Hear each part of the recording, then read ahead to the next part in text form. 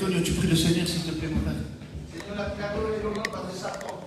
Señor, date la gracia, Señor, de siempre esa amor, Padre Santo, y seguir tu camino, Señor Jesucristo.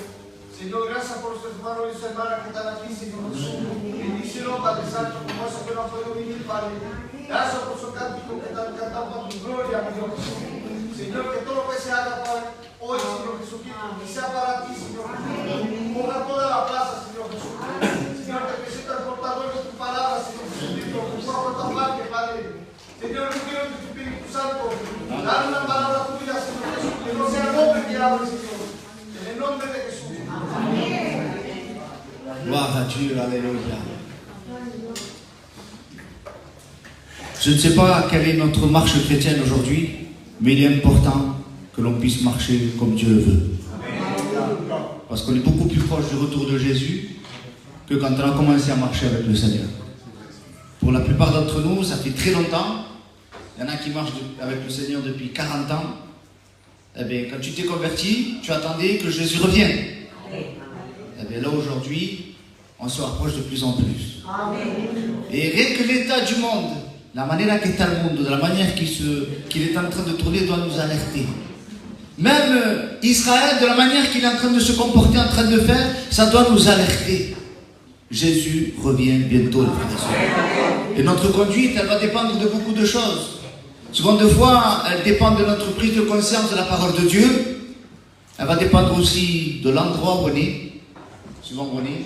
Et on ne se comporte pas pareil quand on est à l'église, que comme on est au travail, que comme on est là-bas. Est-ce que c'est normal? L'être humain, il s'adapte toujours. Avec les païens, je suis païen, avec les chrétiens, je suis chrétien, con los gitanos, je suis gitano, con los payos, je suis payo, con los detto, je suis detto. Et on essaie à chaque fois d'être comme les caméléons. Un chrétien, c'est pas un caméléon. Il ne s'adapte pas à la couleur. Il est chrétien où qu'on le mette. C'est comme ça, mes frères. Ça va dépendre aussi de qui nous entoure. Alors ce matin, la pensée de Dieu, ça va être la conduite. Alléluia. C'est un mot simple, mais qui revient plusieurs fois dans la parole de Dieu, qui revient dans la Bible. Le mot la conduite, c'est important. Pas la conduite de la voiture, hein, mais notre manière de marcher. Et le premier verset qu'on va prendre ensemble, on va voir plusieurs versets. Le premier verset qu'on va voir ensemble, ça se trouve dans Job, au chapitre 34, et à partir du verset 21. Et il va dire, car Dieu voit la conduite de tous, et il a les regards sur les pas de chacun. Amen. Car Dieu, il voit la conduite de tous. Il ne voit pas que quand tu fais du bien, que quand tu mets 50 € dans le franc, ou quand on a la parole à uno, ou quand tu fais. Dieu le voit, ça, bien sûr que Dieu le voit. Mais Dieu voit aussi la mauvaise conduite. Il voit tout. Et quand Dieu voit tout, il agit en conséquence. Si on vous fait un cadeau, la moindre des choses, c'est de dire quoi? Merci. Si vous faites une bonne conduite, le Seigneur bénit. Le Seigneur fait prospérer. Le Seigneur fait fleurir notre vie chrétienne. Mais quand on a une mauvaise conduite, le Seigneur nous corrige. Ce n'est pas un Dieu méchant, c'est un Dieu d'amour. Quand on corrige nos enfants, ça nous est arrivé à tous, pour ceux qui ont des enfants, on les a tous corrigés d'une manière ou d'une autre. Que si hablando, on a fait la morale, que ce soit d'une manière ou d'une autre, on les a tous corrigés. Est-ce que c'est parce qu'on les déteste? Est-ce que c'est parce qu'on n'a pas d'amour pour eux? Au contraire. On corrige parce qu'on aime. Alléluia. Et bien Dieu fait la même chose avec nous. Il va dire dans le prophète Osée au chapitre 12 au verset 3, l'Éternel est aussi en contestation avec Judas et il punira Jacob pour sa conduite et il lui rendra selon ses œuvres. Oui, Dieu corrige ses enfants. Pourtant, Jacob, on le sait, après ça devient Israël. Pourtant, Dieu a béni Israël, il n'y a pas de problème. On le voit dans l'Ancien Testament. Dieu les bénit, Dieu les fait prospérer. Mais Dieu n'hésite pas à corriger Israël. Et des fois, dans notre vie, les frères, on a besoin de correction. Comme Dieu voit tout, il voit notre mauvaise conduite dans l'évangile, soit envers un frère, envers une sœur, ou soit dans notre marche chrétienne, eh bien Dieu nous corrige. Alléluia. Et c'est ce qu'il va dire dans Hébreux chapitre 12, versets 5 à 7. Et vous avez oublié l'exhortation qui vous est adressée comme à des fils. Mon fils, ne méprise pas le châtiment du Seigneur et ne perds pas courage lorsqu'il te reprend.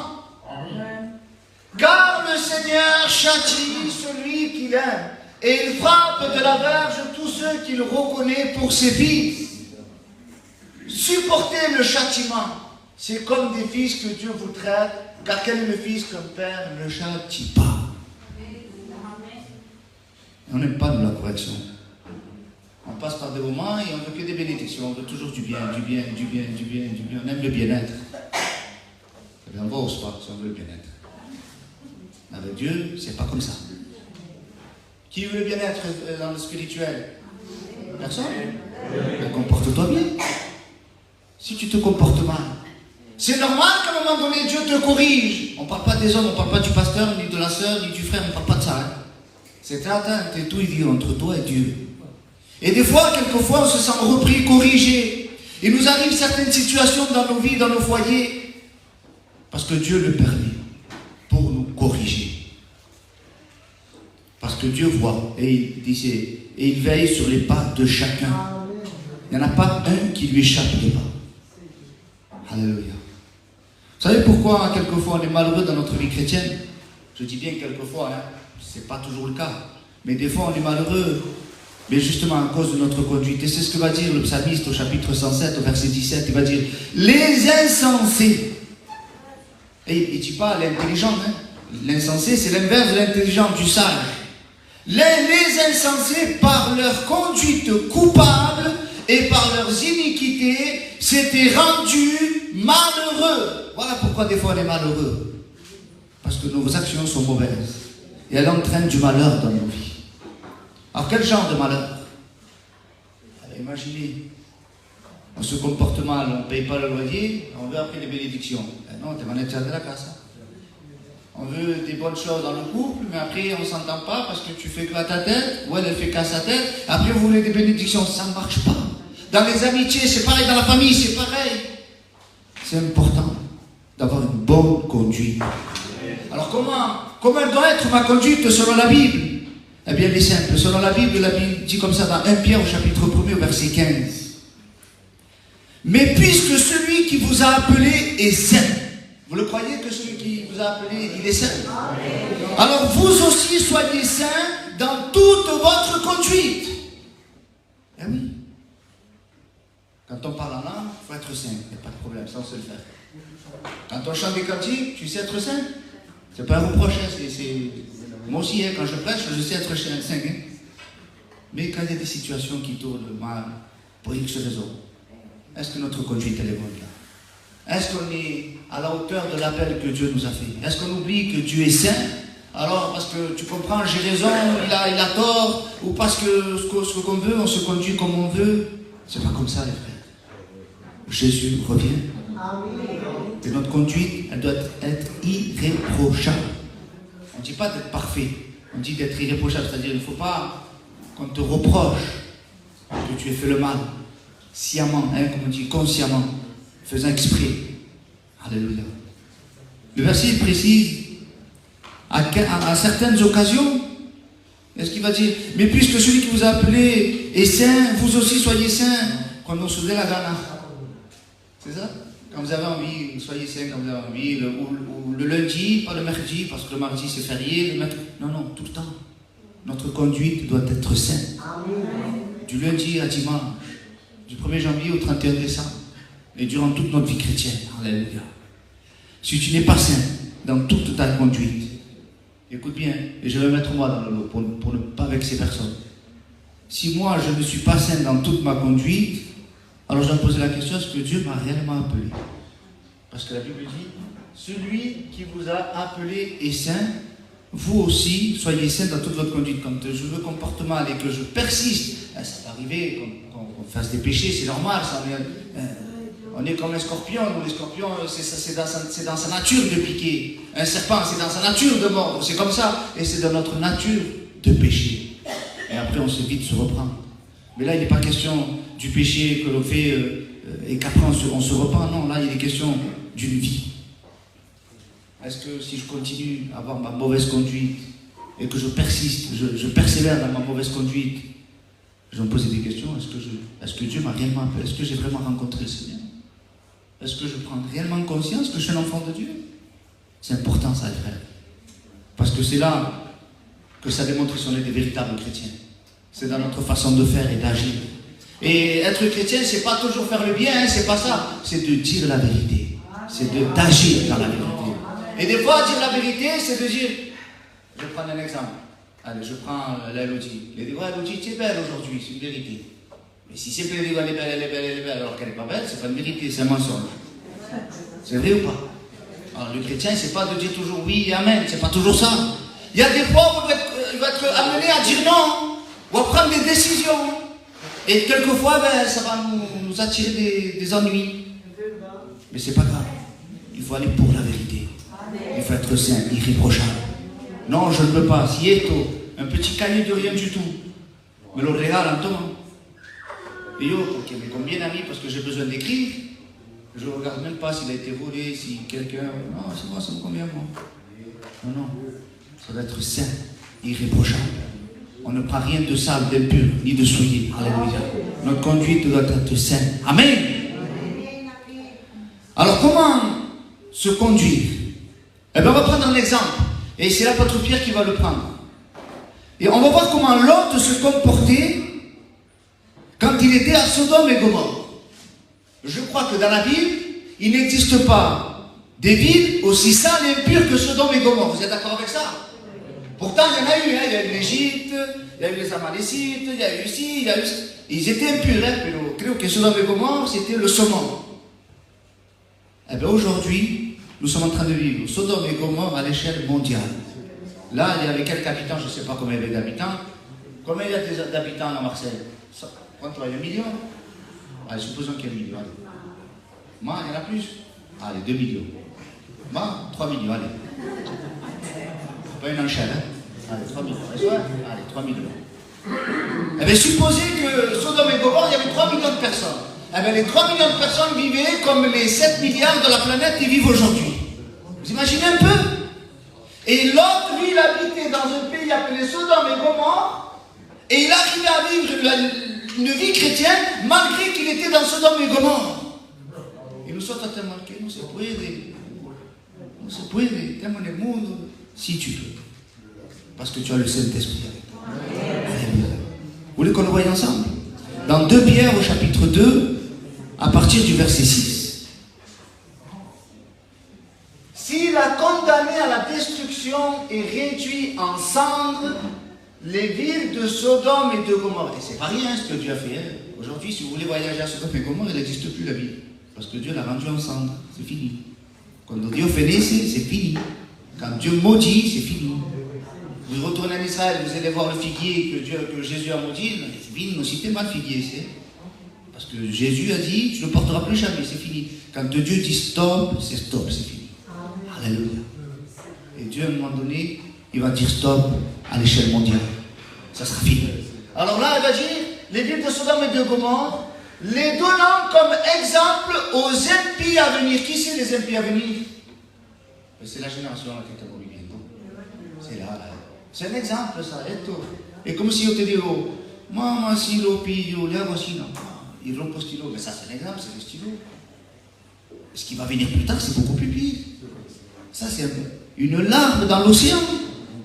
Et regardez ce qu'il va dire. Et s'il a délivré le juste, quel est?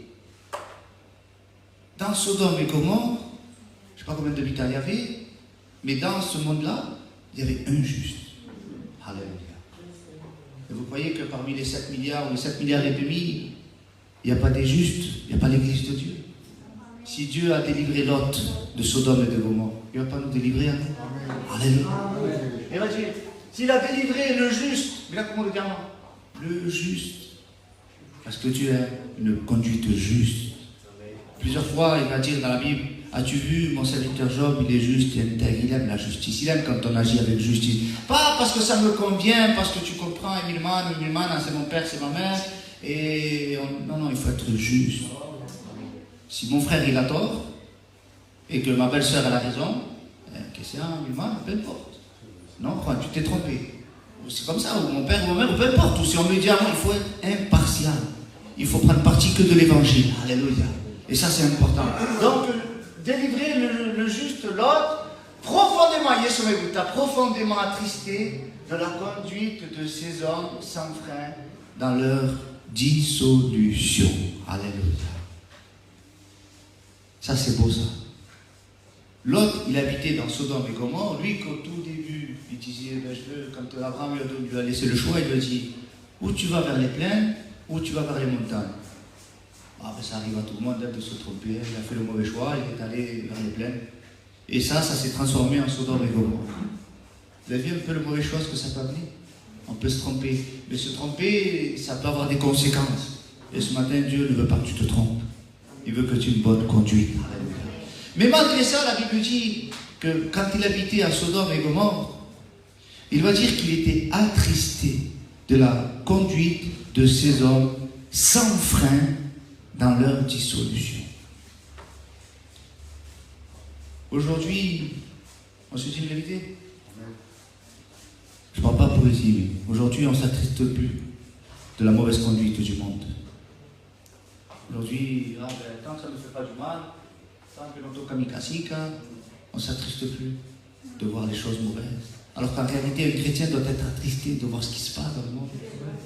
Qu'on accepte des choses inacceptables. Qu'on nous fait faire des choses incroyables. Et ça fait partie d'un chrétien.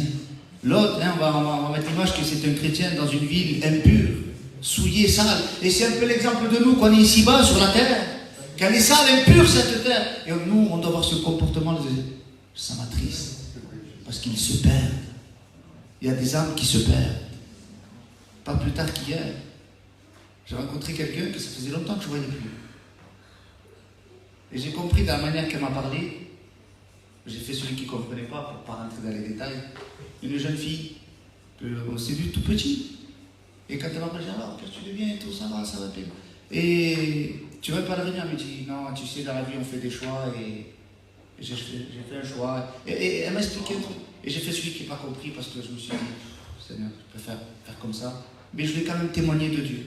Je lui dis, écoute, je vais prier pour toi. Parce que si ton cœur est sincère et vrai, tu peux demander pardon à Dieu. Et Dieu pardonne les péchés.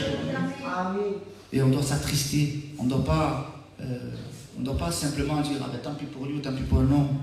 Une tristesse selon Dieu de dire, il se perd. Et quand on a cette tristesse-là, ça nous pousse à témoigner, ça nous pousse à parler de Jésus. Alléluia. La bonne conduite démarre. Vous savez où elle démarre, la bonne conduite? C'est pas quand tu donnes de l'argent ou quand tu fais du bien, elle démarre dans le cœur déjà. Elle démarre là-dedans. Notre cœur doit ressembler à celui de Dieu. C'est dur, hein? Mais c'est dur et à la fois c'est pas dur. Je dois aimer ce que Dieu aime. Je dois détester ce que Dieu déteste.